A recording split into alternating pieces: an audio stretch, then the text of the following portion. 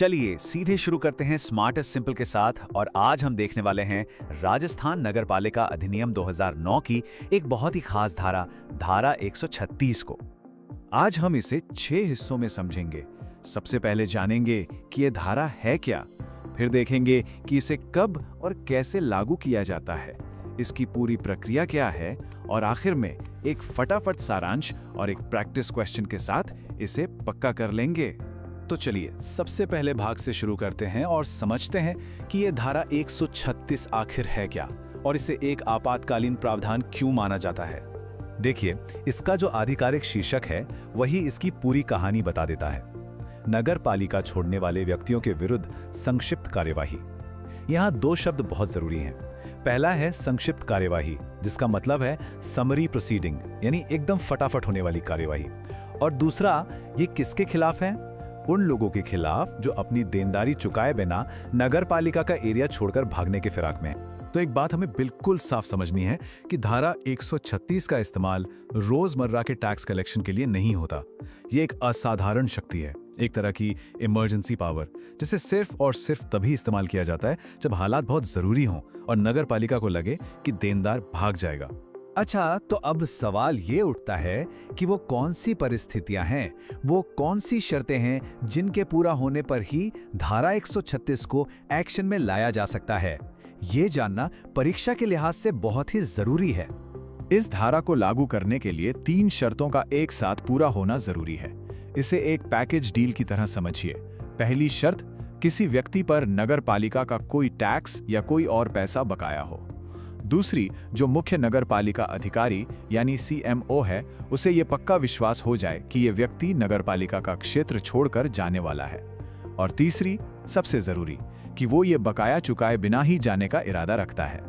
जब ये तीनों बातें एक साथ मिलती हैं, तभी ये कार्रवाई शुरू की जा सकती है। अब इस धारा 136 को जो बात इतनी शक्तिशाली बनाती है वो ये है कि ये टैक्स वसूली की सामान्य प्रक्रिया को, जो धारा 129 और 130 में दी गई है, पूरी तरह से दरकिनार कर देती है, उसे बाईपास कर देती है। चलिए देखते हैं कि ये सामान्य प्रक्रिया से अलग कैसे है। ये स्लाइड इस फर्क को बहुत अच्छे से दिखाती है। नॉर्मल केस में क्या होता है, पहले बिल भेजेंगे, फिर 15 दिन इंतजार करेंगे। अगर पेमेंट नहीं आया तो फिर एक नोटिस भेजेंगे और फिर 15 दिन और इंतजार करेंगे, यानी लगभग 1 महीने का वेटिंग पीरियड होता है। लेकिन धारा 136 में ये इंतजार का कोई चक्कर ही नहीं है। यहाँ सब कुछ तत्काल होता है, तुरंत होता है। तो अब हम उस त्वरित कार्रवाई की प्रक्रिया को स्टेप बाय स्टेप समझेंगे कि जब CMO इस धारा को लागू करने का फैसला करता है तो असल में होता क्या है। ये प्रक्रिया बिल्कुल सीधी और तेज है। पहला स्टेप, CMO को विश्वास हो गया। दूसरा स्टेप, वो व्यक्ति को मौके पर ही बिल देकर तत्काल भुगतान की मांग करेगा। तीसरा स्टेप, अगर व्यक्ति ने भुगतान नहीं किया। चौथा स्टेप, तो CMO तुरंत उसकी संपत्ति को कुर्क करने का यानी जब्त करने का वारंट जारी कर देगा। और पांचवा और आखिरी स्टेप, बिना किसी देरी के उसकी संपत्ति को जब्त कर लिया जाएगा। एकदम फास्ट ट्रैक प्रोसेस है। इस पूरी प्रक्रिया को याद रखने के लिए एक बहुत ही आसान और मजेदार वाक्यांश है, चट बिल पट कुर्की। मतलब जैसे ही बिल हाथ में दिया वैसे ही कुर्की की तैयारी शुरू। ये इसकी रफ्तार को बिल्कुल सही तरीके से बताता है। यहाँ एक छोटी सी बात कहना चाहूंगा। अगर आपको ये समझाने का तरीका अच्छा लग रहा है और आपकी तैयारी में इससे मदद मिल रही है तो इस कोशिश को अपना सपोर्ट जरूर दीजिए। वीडियो को लाइक करें, अपने दोस्तों के साथ शेयर करें और स्मार्ट एस सिंपल चैनल को सब्सक्राइब करना ना भूलें। आपका सपोर्ट ही हमें और बेहतर काम करने की प्रेरणा देता है। चलिए, अब तक हमने जो कुछ भी पढ़ा है उसे जल्दी से एक जगह इकट्ठा करके रिवाइज कर लेते हैं, ताकि सारे जरूरी पॉइंट्स दिमाग में अच्छे से बैठ जाएं। ये टेबल रिवीजन के लिए एकदम परफेक्ट है। इसमें एक नज़र में सब कुछ साफ हो जाता है। शर्त क्या है, अधिकारी कौन है, प्रक्रिया कैसी है, स्टेप्स क्या हैं और कौन सी धाराओं को बाईपास किया गया है, सब कुछ एक ही जगह पर। परीक्षा से पहले फटाफट देखने के लिए ये बहुत काम की है। तो अब थ्योरी तो हो गई, अब बारी है अपनी समझ को परखने की।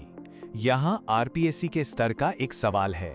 मैं चाहता हूं कि आप सभी इसका जवाब कमेंट सेक्शन में जरूर दें। सवाल और चारों कथनों को ध्यान से पढ़िए। चाहें तो वीडियो को रोककर आराम से सोच सकते हैं। अपना जवाब कमेंट में जरूर लिखिएगा। तो सही जवाब है B, यानी कथन 1 और 4 सही हैं। कथन 1 और 4 बिल्कुल सही हैं, क्योंकि CMO तत्काल बिल दे सकता है और भुगतान न होने पर तुरंत कुर्की का वारंट भी जारी कर सकता है। कथन 2 गलत है, क्योंकि इसमें गिरफ्तारी का नहीं बल्कि संपत्ति की कुर्की का प्रावधान है। और कथन 3 भी गलत है, क्योंकि यह नगर पालिका की सीमा छोड़ने वाले किसी भी व्यक्ति पर लागू होता है, सिर्फ देश छोड़ने वालों पर नहीं। और हाँ, राजस्थान से जुड़ी ताज़ा जानकारी के लिए हमारे रोज आने वाले सुजस सार और राजस्थान करंट अफेयर्स के वीडियोस देखना बिल्कुल न भूलें। हमारा शेड्यूल याद रखिएगा, हम स्मार्ट एज सिंपल पर रोज सुबह 10 बजे, दोपहर 3 बजे और रात 8 बजे आपके लिए नए धारा वीडियो और करंट अफेयर्स लेकर आते हैं। चलिए मिलते हैं अगले सेशन में। धन्यवाद।